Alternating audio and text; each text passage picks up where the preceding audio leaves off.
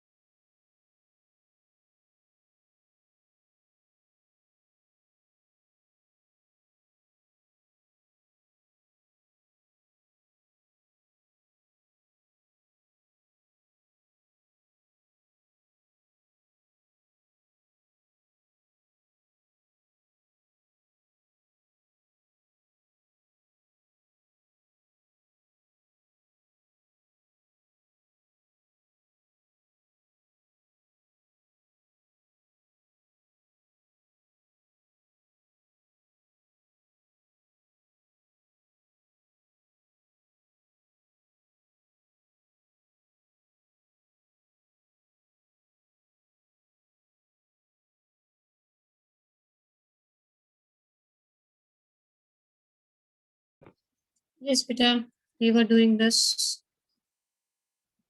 This we have done.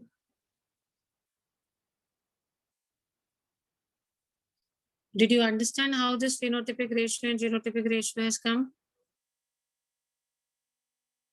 Binomial expressions. Sure. Should we move with part 2? Back cross, test cross. Should I start explaining if the first parts are okay?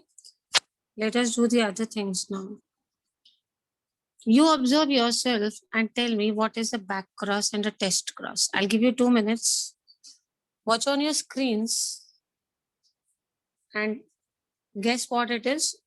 Then I'll explain it to you.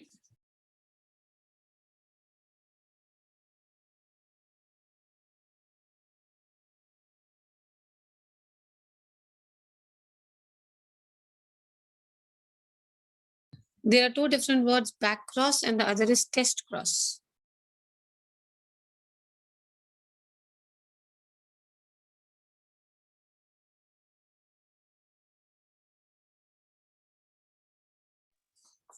Just see on your screen, try to make out what it is.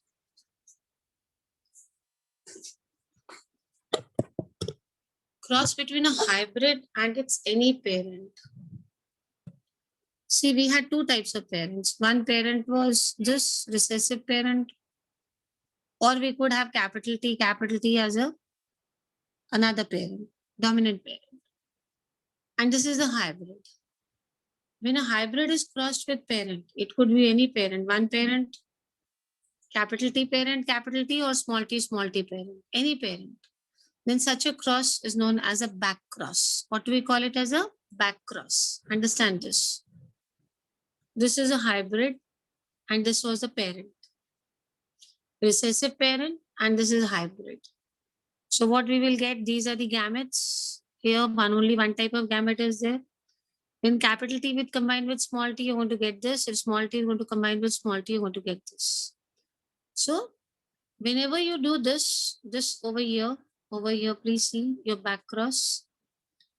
Crossing the dominant phenotype to a recessive individual, this is called as a test cross. Matlab, understand this. Dominant phenotype, like this is a hybrid, but it is dominant phenotype. It is tall. The phenotype dominant means it is tall. And if you are going to cross this dominant one with a recessive parent, then this is what we call as a test cross. So test cross is a type of back cross only. The only difference is that in test cross, we have to ensure that this is the dominant one. This organism has to be dominant. Here it is dominant because capital T, small t, it will be tall only. That means it is dominant. So dominant with recessive, test cross, hybrid with any parent. It could be recessive, it could be dominant, any parent. then we call it as a back cross. Understand the difference? We are going to take a hybrid in back cross also. We are going to take a hybrid in test cross also. But we have to ensure here. Here it could be any parent. It could be recessive parent. It could be dominant parent, any parent. But in test cross, the parent is always recessive. And this is phenotypically tall. So if you see beta, if you see the test cross ratio, you're getting one tall and one dwarf. So what is the monohybrid test cross ratio? It is 1:1. Monohybrid test cross ratio is 1:1 because you got one tall and you got one dwarf. And what is a test cross and a back cross? When you cross the progeny hybrid with the parent, any parent, it could be dominant parent, it could be recessive parent, then this is called back cross. But if you cross it with only a recessive parent, then this is dominant character. This has to be tall. Such characters are called, this cross is called as a test cross. The ratio comes out to be 1:1. Why 1:1? Because you got one tall and you got one dwarf. So if a one marker question comes, what is the monohybrid test cross ratio? What is it? 1:1. Yes, it is 1:1. Please ask me wherever you get stuck. Giving you more examples of back cross and test cross. What is test cross used for? It is used to find out the unknown genotype of a character. Unknown genotype of character. How?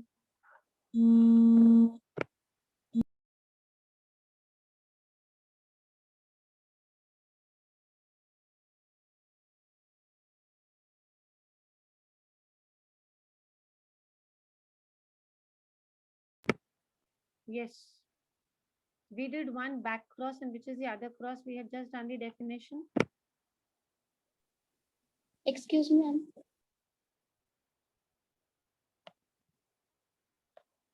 Yes. Which is the other cross? Back cross and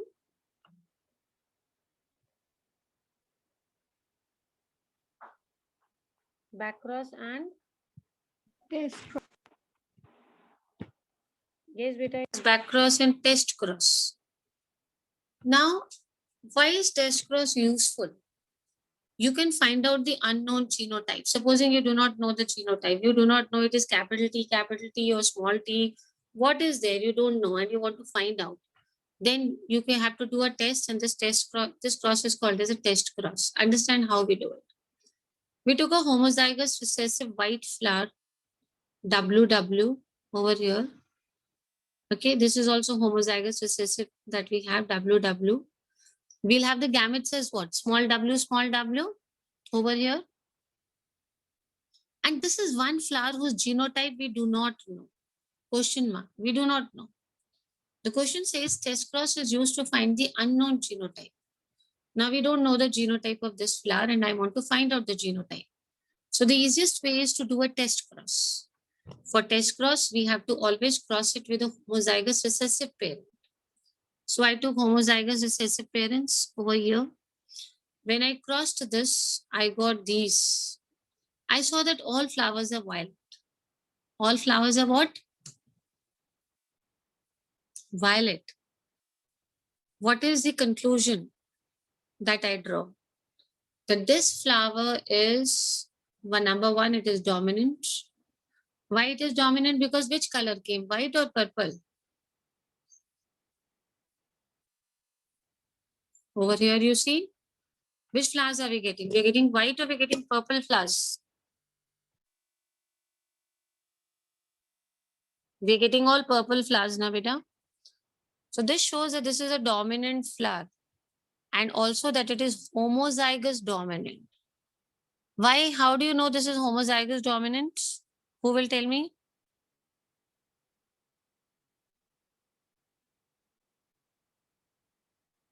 How did we get to know that it is homozygous dominant? See, dominant makes it purple and all of them are purple. That means there was no white allele at all. All of them were for violet only, capital W. That is why this is homozygous dominant. If we get half of purple, half in white, This will show that this unknown flower of yours was heterozygous. What was it? It was heterozygous. If you get all of them of the same color, it is homozygous. If you get 50-50%, then this unknown flower is heterozygous. So how did test cross help us, beta? It helped you to find out the genotype of this unknown flower, whether it is homozygous or it is heterozygous. Let us do it once again. Test cross means you have to simply cross it with any homozygous recessive parent. Homozygous recessive. So we took this unknown flower. Here we did this cross. In one case, we got all purple flowers. If we get all purple flowers or all flowers of the same color, that means about this flower, what is very sure? That this is homozygous. But if you get 50-50, then the conclusion is it is heterozygous. So with the help of a test cross, you can find out the genotype of an unknown flower. Okay, tell me if I get all talls over here, then the character over here, the person would be homozygous tall. If I get 50-50% tall involved, then that means it is heterozygous tall. Please answer questions, children. Test cross is always done with which kind of a parent? Homozygous. Homozygous recessive parent. Come on, Recessive. everybody. Test cross is done with which kind of a parent? Homozygous recessive. Yes. And if you get all the progenies of the same color or same type, that means your unknown flower is what color? No, it is homozygous or heterozygous? This one. If you get Homozygous. homozygous. And if you get 50-50%, then what does this show? Heterozygous. Yes. So such a cross where we actually cross with a homozygous recessive parent is called a test cross. And it helps us to find out the unknown genotype. We did not know the genotype here. If we get this, it is homozygous genotype. If we get 50-50%, it is heterozygous genotype. Okay. So Mendel conducted the test cross to find the genotypes. He used the test cross for what?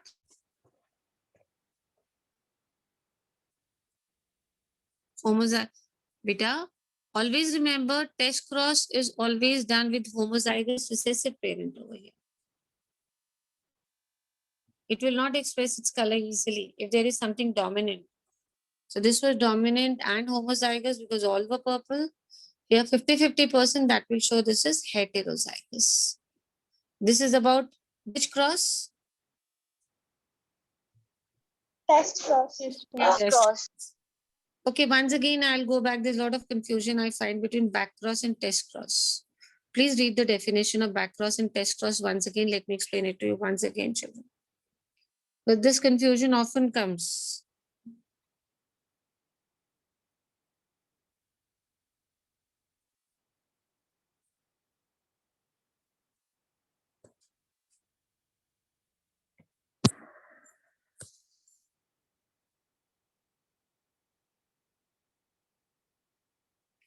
Let us understand. This is a hybrid and the parent could be any parent, not essentially recessive. It could be dominant, it could be recessive. Then such a cross is called back cross. Understand why it is called back cross. Parents have produced progeny. And we are crossing the progeny with the parent only. Ulta ja rahe beta. Parents produce progeny and we are crossing the offsprings of the progeny with the parent. We are going back. So that is why this cross is known as which cross? Back cross. Back cross. We supposing we had two different parents and we got one hybrid offspring. Now that hybrid offspring is again crossed with one of the parents only. It could be any parent. But because we are going back to the parents, ulta ja rahe hai, then this is called as, what is it called as? A back cross. Okay. The only thing is that the offspring can be hybrid. This hybrid that we have can be crossed with any parent. It could be recessive, it could be dominant. Let's move on to test cross. Same thing that we have. You have a hybrid, but you're going to cross it with whom? Only which parent? For a test cross, only which parents are needed? I just showed it to you also. See, recessive. Which kind of parents are essential? Recessive Recessive parents. parents. So got the difference in back cross? The offspring that we have got is crossed with any parent, but in test cross, it is only crossed with which kind of a parent? Recessive parents. Otherwise, both of them are same. There is no difference. In both of them, what we are doing is we are going back. We got the offspring and now we are crossing the offspring with the parent. So both of them, if you see, test cross is a special kind of a back cross only because we are actually back crossing only. We are crossing the offspring with the parent, but the only condition is that the parent should be Recessive parents. yes, it should be recessive. So tell me very quickly, when I say back cross, it means a hybrid progeny with which parent? Any parent or any specific parent? Any parent. Yes, it could be any parent. But the condition is that in a test cross, the progeny has to be crossed with which parent? Recessive parents. Only recessive. And it is called as a test cross because it helps us to determine the genotype. How it helps us to determine the genotype? If we get all of the same types, then the unknown genotype is homozygous or heterozygous. Homozygous. Very good. And if we get 50% one types and 50% the other type, then what do you conclude? The unknown is homo or hetero? Heterozygous. Yes, it is heterozygous. So no doubt, test cross is a kind of special back cross only. We call it as a test cross because it's a test to find out whether the unknown is homozygous or it is heterozygous. Is it okay for you, Bachi? We simply find out whether it is homozygous or heterozygous. If you see this, let me show this to you once again.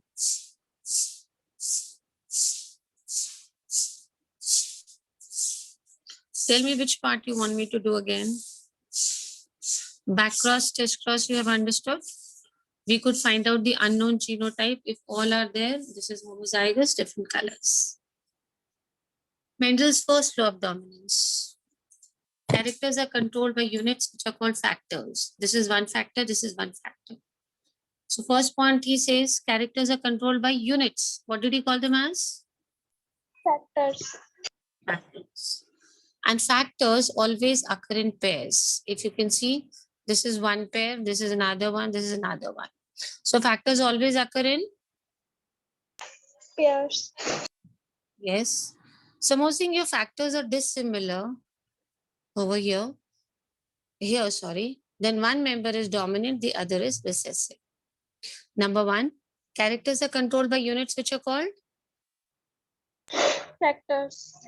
factors. Factors always occur in, tell me, factors always occur in, are they alone? No, they always Yeah. occur in pairs. And if they are dissimilar, then one of them, one member is Dominant. yes, and the second is Recessive. Mendel's first law, now Mendel's second law. You've done it in class 10th. Read it quickly. Let me explain it again to you, the second law.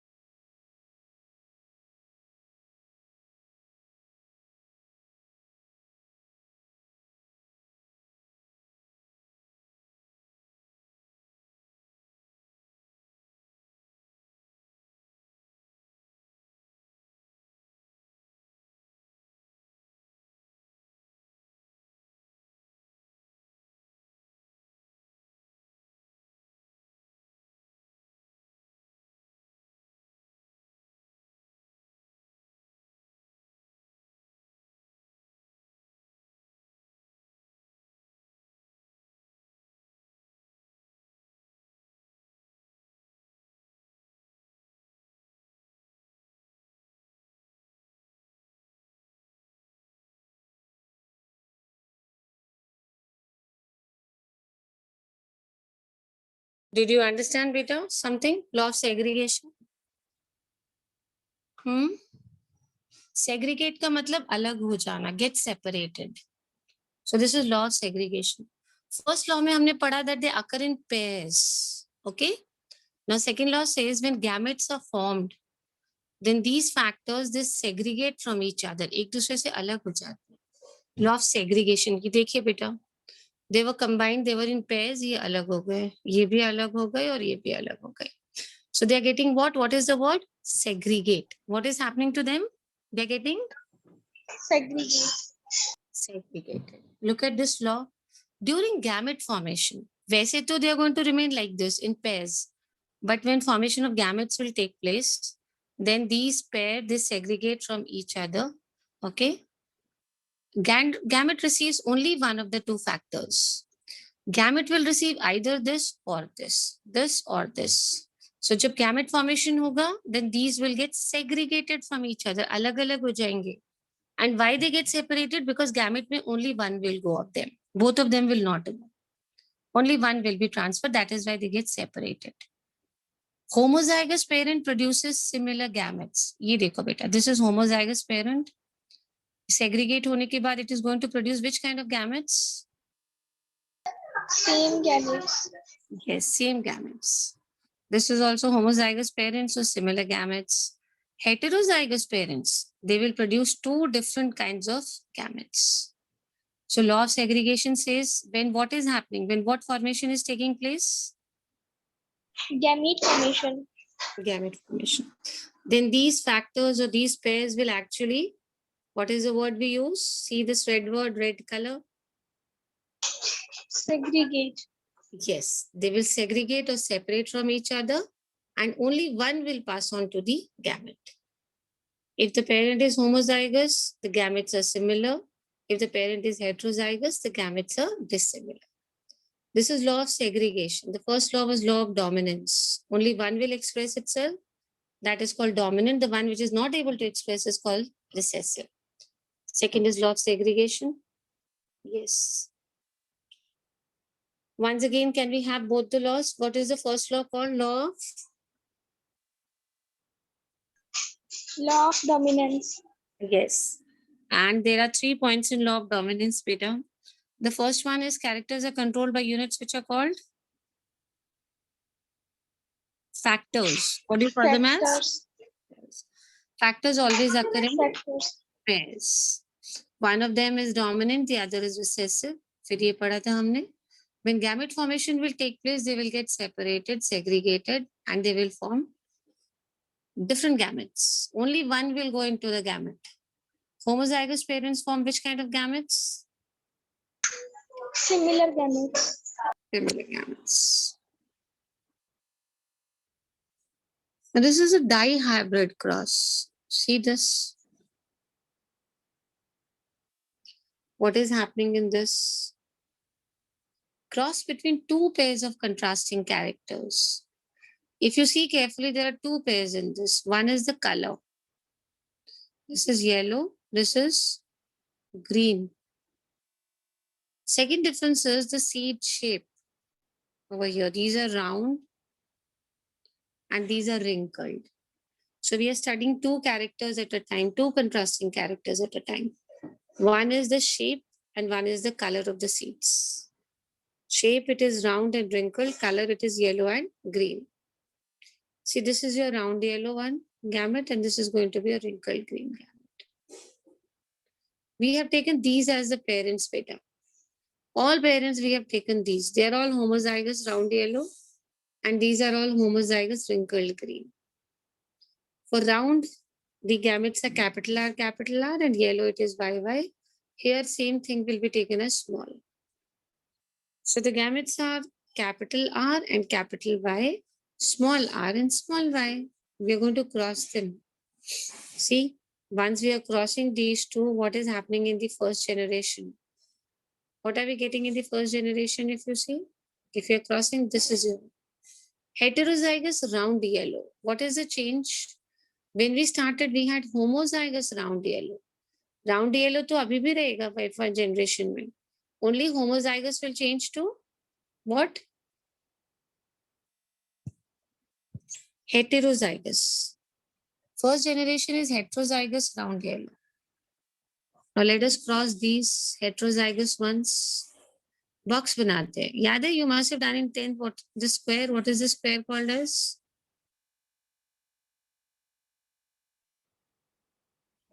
Class 10th you did. I think this is Punnett square. What is the square called? Punnett square. So we are going to cross RY, RY, you're going to get this, you're going to get this. Simple crossing it is. Anyone remembers what was the ratio we had got in dihybrid?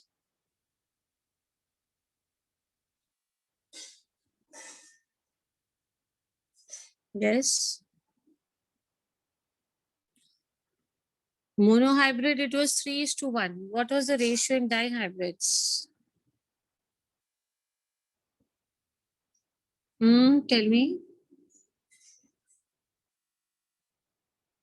Let's count how many yellows. Count how many yellows are there. Round yellows. How many round yellows, children? Hmm? 9. 9. Round yellows are 9. And 9. And how many wrinkled yellows? 3. 3. 3. How many round greens? 3. 9. 3:3:1. Yes. So now you remember it is 9:3:3:1. If you see 9 round yellows, 9 wrinkled yellows, 9 round green, and only 1 wrinkled green. So the dihybrid ratio is 9:3:3:1. We can write this. You can simply cross this. This with this, this with this. You know how to make this or not? If you don't know, let me know. I'll help you in making this. Now see this. How many round yellow, children? 9. How many round 9. green? How many round green? Then how many wrinkled yellow? 3. And how many wrinkled green over here? 1. So the dihybrid F2 phenotypic ratio is 9:3:1. 9:3:3:1. See, this is dihybrid cross.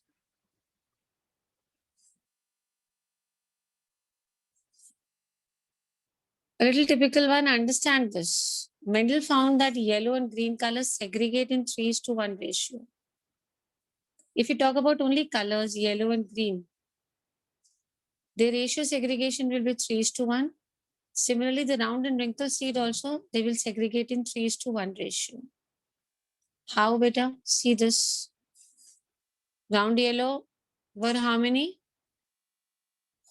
1. And wrinkled yellow were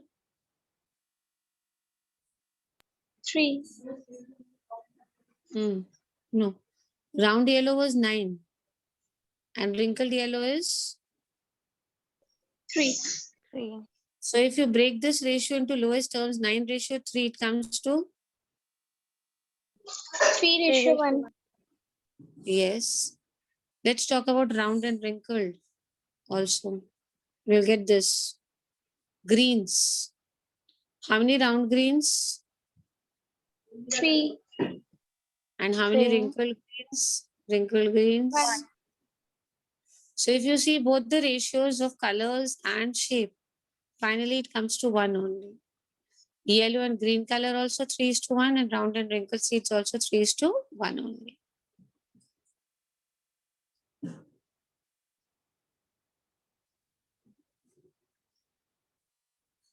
Just see what is this law of independent assortment. Just go through it. Let me explain it to you.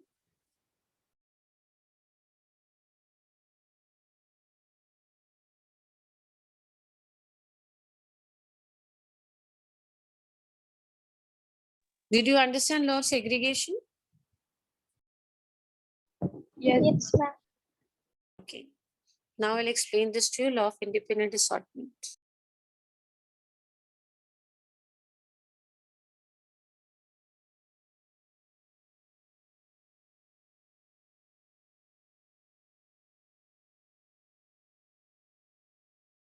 The last topic for today. Whatever results we got from dihybrid cross, on the basis of this, we got the third law of genetics, that is law of independent assortment. First is law of dominance, second is law of segregation, and the third is law of independent assortment. What does it say? When more than one pair of characters are involved in a cross, the factors pair independently segregate from other pairs of characters. समझो बेटा इसको. If there is more than one pair of character, supposing yellow or green or round or wrinkled, and there is more than one pair, then each factor will independently segregate. It will get separated independently, irrespective of the other pair of characters. देखो इसको समझते हैं. See, we had this. This is your pair 1, capital A, small a. This is one character, capital B, small b is your another character. So one possibility is now they are going to separate from each other. They are getting separated. ठीक है? Segregate तो होंगे ही. जब segregate होंगे तो capital A, small a में one capital A will come here, small a will go here. Similarly, capital B here, small b over here.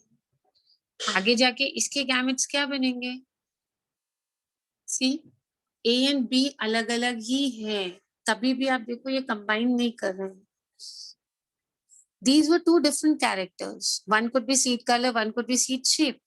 But ये आपस में कभी mix up नहीं हो रहे हैं. Independently segregate. एक दूसरे से अलग चलते ही segregate होंगे. ऐसा नहीं है कि A and B mix होके आ रहा है. See over here also. Second possibility is this. Again, you see that they are segregated from each other. These will not blend up. आपने red वाला circle देखा बेटा? This shows कि ऊपर वाले factor का इस वाले factor में merging कभी नहीं होगा. That is why we made these red circles to explain it to you. मान लेते हैं कि ऊपर वाला character is seed color and this is seed shape. तो seed color अपना अलग से segregate हो रहा है, seed shape अलग segregate होगा. This will not be influenced by this and this will not be influenced by this at all. Let's read this. When more than one pair of characters are involved in a cross, factors pair independently segregate from the other pair of characters. Let me do the laws with you once again. Which was the first law? Law of dominance. Yes, law of dominance. It had 3 points basically. Okay. How many points were there? 3 points. Let us revise very quickly before we do this. Please read the first 3 points of this law quickly. Then we'll discuss. Quickly learn the 3 points of the first law of Mendel, called as law of dominance.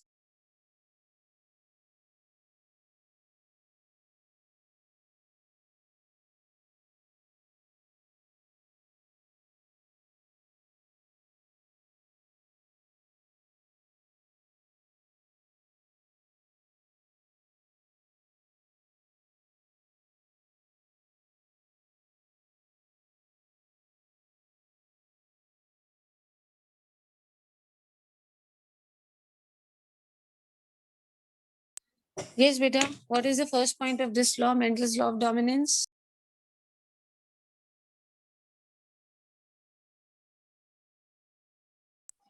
That the characters are transferred by the genes. Yes, we call them genes now. What did Mendel call them as? Factors. Factors. What did he tell about factors in the second point? Ma'am, he tells about the factors that that is genes, they occur in pairs. Yes, they occur in pairs.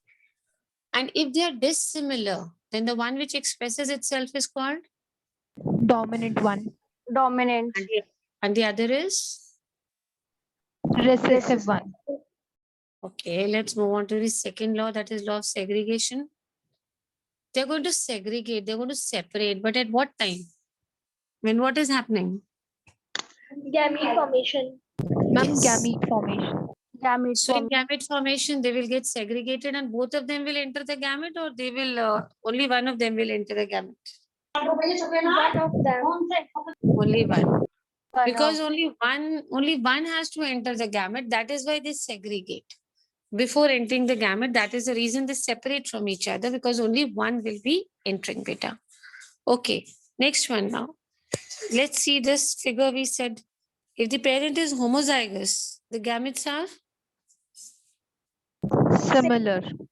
Yes. Similar. And if the parent is heterozygous, then the gametes are? Different. Dissimilar. Different. So it's very simple. We talked about factors which occur in pairs. Mendel first says that the factors occur in pairs.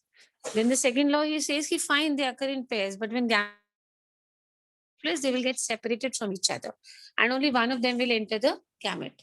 They'll get segregated. What is this law called as? Law of Law of segregation. segregation. Segregation. This is your second law of Mendel. We have one more law of Mendel, third law.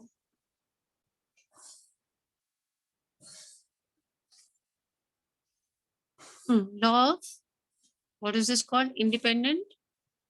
Assortment. Assortment. Yes. It says that when more than one characters are present, then these factor pairs will independently segregate from the other pair. This is one pair factor. This is another pair factor. So whenever they are together, more than one pairs are there, then factors will independently pair up, segregate from each other. This will not depend on this. This will not depend on this. What is this law known as? Law of independent assortment. Assortment. This is just an example to explain to you the concept of dominance. Okay. See this. Anyways, this I'll take up again. Let me go back and then ask you if there's anything to be discussed again. If you want me, I'll help you. I can start all over again. Whichever part you want me to do today, we have done. Let me take these important parts once again. We still have about 2 minutes. We talked about important points. Let me know if there's any important note, word which you've not understood. Genetics, inheritance, variation, character, trait. Clear, everyone? All the points? Yes, ma'am. Especially the difference between character and trait has to be understood.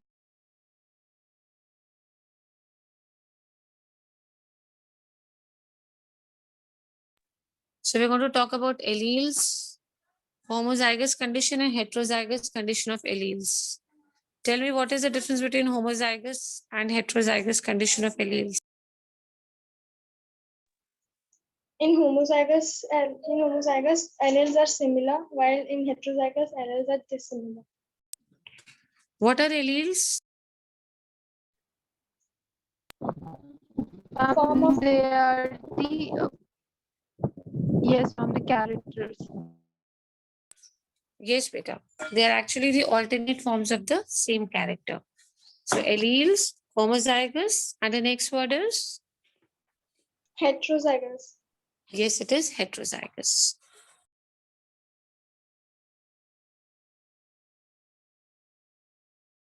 Just scrolling down. See the next important terms very quickly.